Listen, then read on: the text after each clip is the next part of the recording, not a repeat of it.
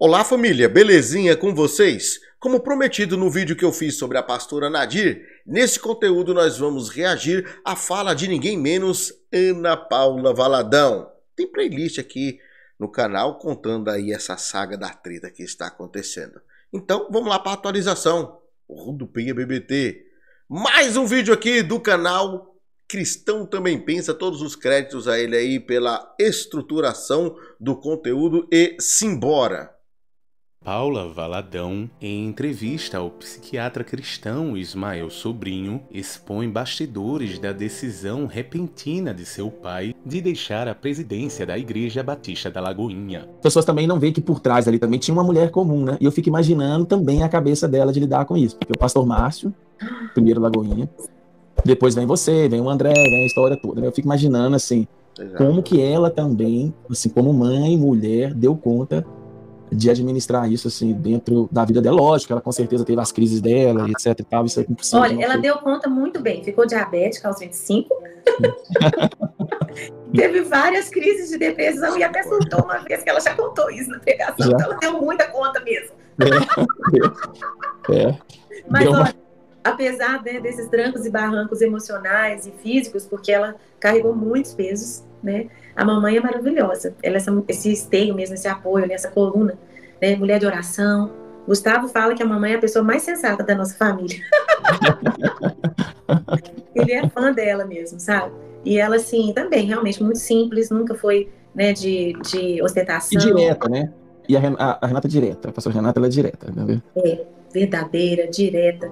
E eu acho que uma das coisas mais lindas da minha mãe é o bom humor. Ela passa mal rindo até, porque ela faz da vida uma piada, no sentido leve da coisa, sabe? Então ela não é uma mulher, ela conseguiu lidar muito com essas coisas que poderiam ter feito ela uma velha amarga, e minha mãe tá ficando mais doce a cada dia. Igual você falou, né, que você lida com diabetes, ela teve depressões ao longo da vida, né? E você com certeza via esses episódios, né, depressivos, mas ao mesmo tempo, até para quem tá assistindo a gente, né, porque a gente pensa assim, nossa, mas a esposa do pastor Márcio, né, teve depressão, e você falou que ela quase surtou, né? A gente não imagina, assim, a rotina, o dia a dia, a gente não imagina que um ministério frutífero igual o do seu pai, né? Tinha ali uma pessoa que também, às vezes, tinha o seu sofrimento, tinha a sua dor, né? Com certeza seu pai também, né? Eita, agora vai começar a apertar. Mas eu falo principalmente a sua mãe, né? Papai, ele já, não sei se é o ser masculino, mas o papai em si sempre foi muito estável, né? Emocionalmente. Foi muito bom isso, porque se os dois ficassem assim, muito oscilantes, né? Ia ser difícil. Mas a mamãe já aguentou muita coisa. E, por exemplo, né? Eu acho que algumas coisas que uma esposa de pastor vai entender o que eu vou falar aqui, né? Eu não acredito que você vai dar outra chance para esse traidor na sua vida. Então, assim, papai é muito misericordioso, né? E mamãe quase queria esgoelar algumas pessoas que já passaram na nossa vida. Falar do seu pai, assim, como é que vocês lidaram? Como você, particularmente, lidou, assim, com essa coisa do afastamento dele? Porque, assim, o pastor Márcio pegou todo mundo ali de supetão, né? Assim, eu acho que ele não deve ter nem falado nem com você, que ele ia passar a transição, passar o boné, né? Meu pai ele é muito decidido e muito de repente. Então, a vida toda, assim, se a gente queria, por exemplo, fazer uma viagem, pai, vamos fazer uma viagem, aí a gente ia falando aos poucos, para ele ir internalizando aquela ideia, né, ia ficar calado e tal. De repente, Ismael, ele falava assim, pode arrumar as malas que amanhã nós estamos indo.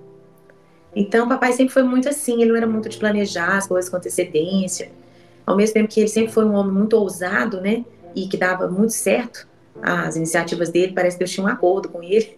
Sim. Vou te abençoar, Tiro pronto. certo.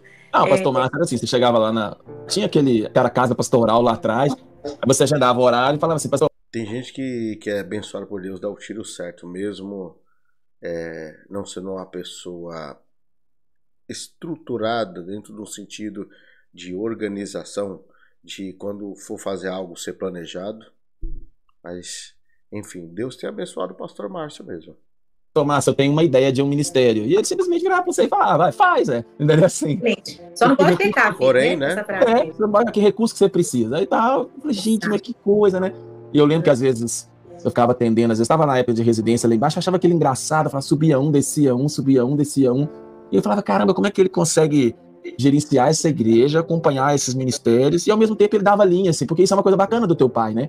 Teu pai nunca foi um cara de centralizar, assim, no sentido de ter vaidade com ministérios. A Lagoinha, aliás, a Lagoinha tem muito isso, né? Assim, de deixar a galera os outros crescer. crescerem. De deixar o negócio fluir, assim. Sim. Tanto que passou tanta gente naquela lagoinha e hoje é bênção num monte de lugar, né?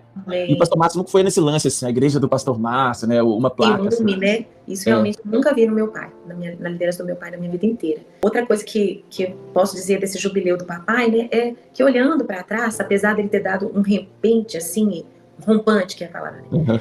E naquele domingo de manhã ter decidido, que eu conversei com ele naquela madrugada, sábado e domingo, era 3 horas da manhã, nós estávamos conversando. Ele falou nada comigo. Eu tenho até um pouco assim, meu Deus, será que eu influenciei esse rompante? No caso, a gente percebe, então, que ele é uma pessoa que, ao mesmo tempo, ele dá oportunidade, ele é seletivo no que fala. Porque ele não queria, né, sair de férias, ele sempre saía, mas era sempre com esforço, né, de tirar ele, que ele gostava muito demais de trabalhar. A gente brincava, né, que eu pensei que ele estava casado com a igreja, porque é aquele prazer na igreja, né. Então, eu lembro que eu ia voltar para casa, né, na madrugada de sábado a domingo. Então, antes de eu ir embora, eu conversei muito com ele ao longo da semana todinha que eu passei em BH. Pai, vamos passar o Natal com a gente? Vamos passar o Natal todo mundo junto? Olha que delícia. E ele, ai filha, mas Natal é um culto que o papai não pode deixar de estar. Ano Novo é um culto que o papai não pode deixar de estar. E aí eu ia soltando as pílulas, né, igual eu te falei, preparando o campo.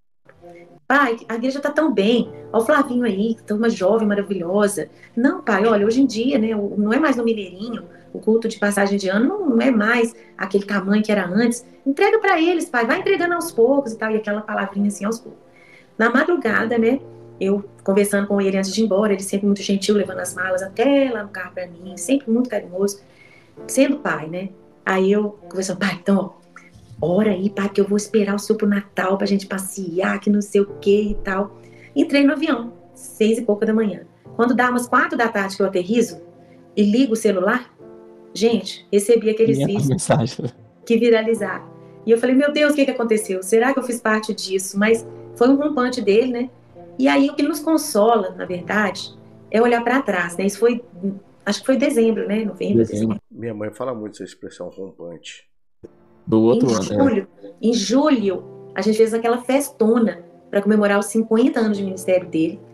Fizeram o documentário, a Lagoinha fez o documentário dele, que chama-se O Como Termina Que Conta, que são 5 episódios muito bem feitos. E até chamou aquilo de jubileu do pastor Márcio, mas ainda não era o jubileu no sentido de aposentadoria pastoral. Sim. Era uma comemoração de 50 anos, que é o jubileu bíblico. Então, quando eu olho para trás, sabe, minha família toda reunida ali, eu lembro que eu tinha um ímpeto tão grande que eu tinha que estar nessa festa em julho, e é um sacrifício financeiro, né, levar nós 4 lá para o Brasil.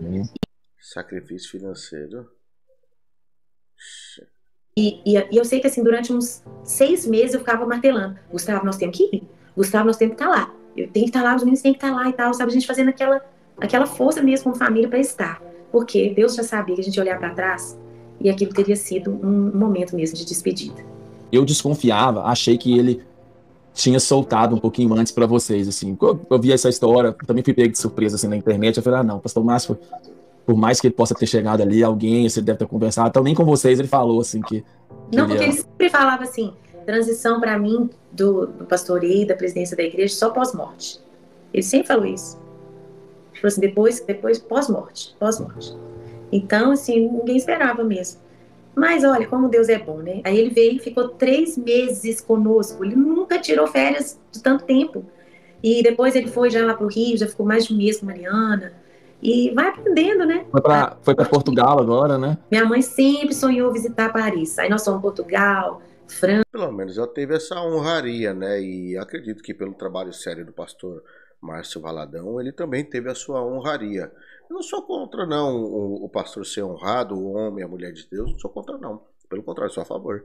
E acredito que tudo tem o seu tempo, né? Assim como existe aposentadoria para tantas outras coisas, embora ele nunca deixou de ser pastor, mesmo com essa jubilação, mas eu entendo que é necessário um momento de descanso. Compreendo perfeitamente isso daí. Aí ela tá tão bem, Ismael, ela tá tão bem que ela já tá sonhando com a próxima viagem. E já começou a fazer a fisioterapia, porque eu falei pra ela, mãe, esse novo lugar que a senhora quer ir, minha mãe quer ir agora, ela quer ir pra Veneza, olha que chique. Mãe, olha, já olhamos, já pesquisamos, lá não tem acessibilidade. Paris, o legal é que tudo adaptado para cadeirante, e ela não podia andar a grandes distâncias. Falei, então mãe, pra Veneza a senhora vai ter que preparar um condicionamento físico.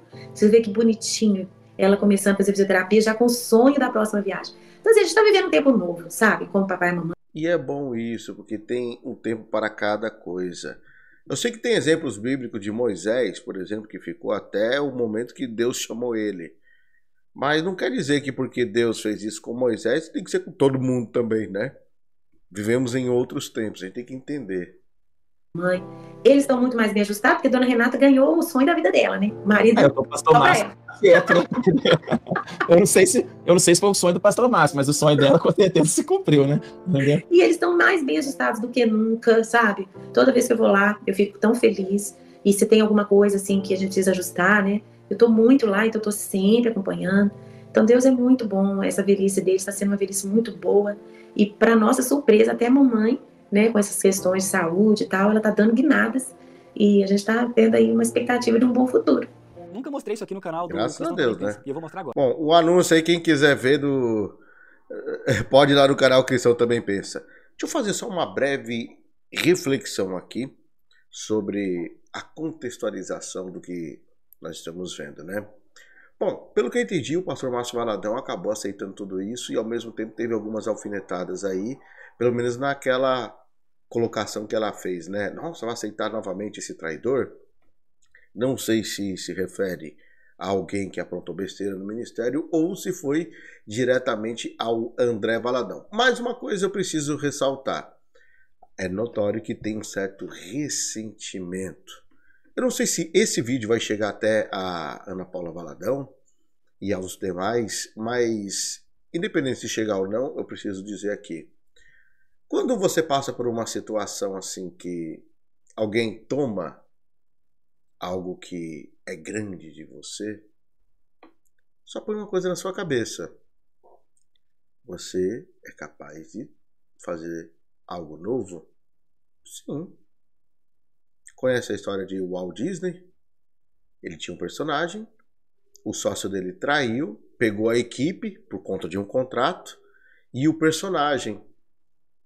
E ele olhou para sua mulher e falou, perdemos tudo. E a mulher questionou, e o que você vai fazer agora? Ele falou, simples, preciso de um novo personagem. E começa do zero. E ele criou um personagem, um tal de Mickey Mouse. Você conhece o Mickey? E o personagem, o primeiro do Walt Disney, você sabe quem que é? Quem tem talento, independente de onde está, continua sendo talentoso. Quem tem chamado, quem está com a mão na obra, é Deus que prospera. Não é o lugar, é a pessoa ser abençoada por Deus. Abraão aprendeu isso. Se o sobrinho dele queria ir para um lado, ele ia para o outro. Simples. Então a gente tem que usar isso como uma regra. É fácil. Não precisa criar... como diz a própria Ana Paula, ficar com esse rompante. Minha mãe usa muito essa expressão. Bom, mas comenta aí o que vocês acham de tudo isso. Eu vou ficando por aqui. E não esquece de ver meu último vídeo aí da pastora Nadir, hein? Vou deixar o card aqui. Um forte abraço. Fui.